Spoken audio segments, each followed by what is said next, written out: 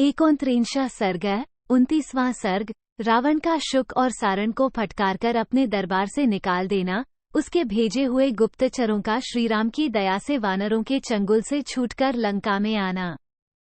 शुक के बताए अनुसार रावण ने समस्त युद्धपतियों को देखकर श्रीराम की दाहिनी बांह महापराक्रमी लक्ष्मण को, श्रीराम के निकट बैठे हुए अपने भाई विभीषण को, समस्त वानरों के राजा भयंकर पराक्रमी सुग्रीव को, इंद्रपुत्र वाली के बेटे बलवान अंगद को, बल विक्रमशाली हनुमान को, दुर्जय वीर जाम्बवान को तथा सुषेण, कुमुद, नील, वानर श्रेष्ठ नल, गज, गवाक्ष, शरभ, मैंद एवं द्विविद को भी देखा। 1-4 उन सबको देखकर रावण का हृदय कुछ उद्विग्न हो उठा। उसे क्रोध आ गया और उसने बात समाप्त होने पर वीर शुक और सारण को फटकारा। 5 बेचारे शुक और सारण विनीत भाव से नीचे मुंह किए खड़े रहे और रावण ने रोषगद्गद वाणी में क्रोधपूर्वक ये कठोर बात कही। 6 राजा निग्रह और अनुग्रह करने में भी समर्थ होता है। उसके सहारे जीविका चलाने वाले मंत्रियों को ऐसी कोई बात नहीं कहनी चाहिए जो उसे अप्रिय लगे। 7 जो शत्रु अपने विरोधी हैं और युद्ध के लिए सामने आए हैं, उनकी बिना किसी प्रश्न के ही स्तुति करना क्या तुम दोनों के लिए उचित था? 8 तुम लोगों ने आचार्य, गुरु और वृद्धों की व्यर्थ ही सेवा की है, क्योंकि राजनीति का जो संग्रहणीय सार है, उसे तुम नहीं ग्रहण कर सके।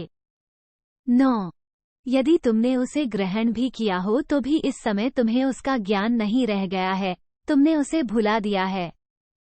तुम लोग केवल अज्ञान का बोझ ढो रहे हो। ऐसे मूर्ख मंत्रियों के संपर्क में रहते हुए भी जो मैं अपने राज्य को सुरक्षित रख सका हूं, ये सौभाग्य की ही बात है। 10 मैं इस राज्य का शासक हूं। मेरी जिह्वा ही तुम्हें शुभ या अशुभ की प्राप्ति करा सकती है। मैं वाणी मात्र से तुम पर निग्रह और अनुग्रह कर सकता हूं, फिर भी तुम दोनों ने मेरे सामने कठोर बात कहने का साहस किया। क्या तुम्हें मृत्यु का भय नहीं है? 11 वन में दावानल का स्पर्श करके भी वहां के वृक्ष खड़े रह जाया, ये संभव है, परंतु राजदंड के अधिकारी अपराधी नहीं टिक सकते, वे सर्वथा नष्ट हो जाते हैं। 12 यदि इनके पहले के उपकारों को याद करके मेरा क्रोध नर्म न पड़ जाता तो शत्रु पक्ष की प्रशंसा करने वाले इन दोनों पापियों को मैं अभी मार डालता।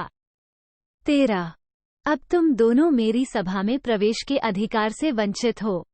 मेरे पास से चले जाओ, फिर कभी मुझे अपना मुंह न दिखाना।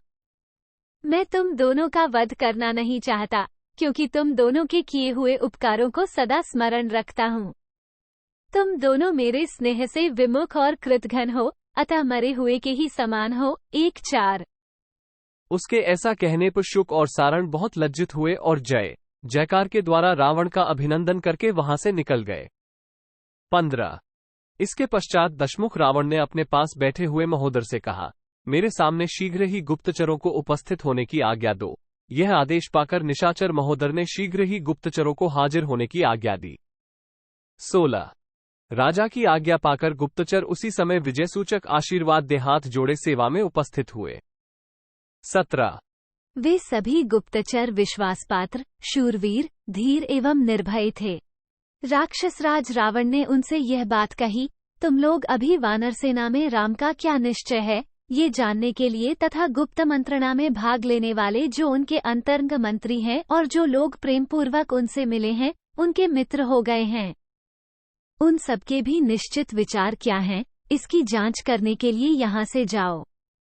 19 वे कैसे सोते हैं, किस तरह जागते हैं और आज क्या करेंगे, इन सब बातों का पूर्ण रूप से अच्छी तरह पता लगाकर लौट आओ। 20 गुप्तचर के द्वारा यदि शत्रु की गतिविधि का पता चल जाए तो बुद्धिमान राजा थोड़े से ही प्रयत्न के द्वारा युद्ध में उसे धर दबाते और मार भगाते हैं।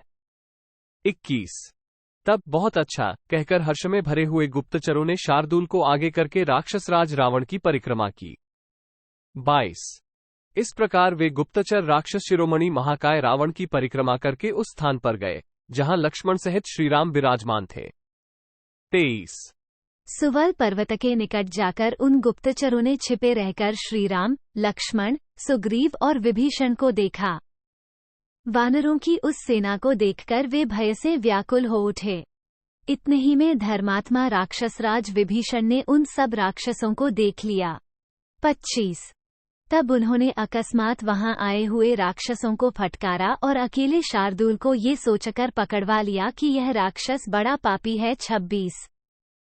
फिर तो वानर उसे पीटने लगे। तब भगवान श्रीराम ने दयावश उसे तथा अन्य राक्षसों को भी छुड़ा दिया। 27। बल विक्रम संपन्न शीघ्र पराक्रमी वानरों से पीड़ित हो उन राक्षसों के होश उड़ गए और वे हांफते हांफते फिर लंका में जा पहुंचे। 28। तदनंतर रावण की सेवा में उपस्थित होकर के वेश में सदा बाहर विचरने वाले उन महाबली निशाचरों ने ये सूचना दी कि श्रीरामचंद्र जी की सेना सुवल पर्वत के निकट डेरा डाले पड़ी है। 29। इत्यार्षे श्रीमद् रामायणे वाल्मीकि आदिकाव्ये युद्धकांडे 29 सर्ग 29। इस प्रकार श्री वाल्मीकि निर्मित आर्ष रामायण आदिकाव्य के युद्धकांड में 29वां सर्ग पूरा हुआ। 29।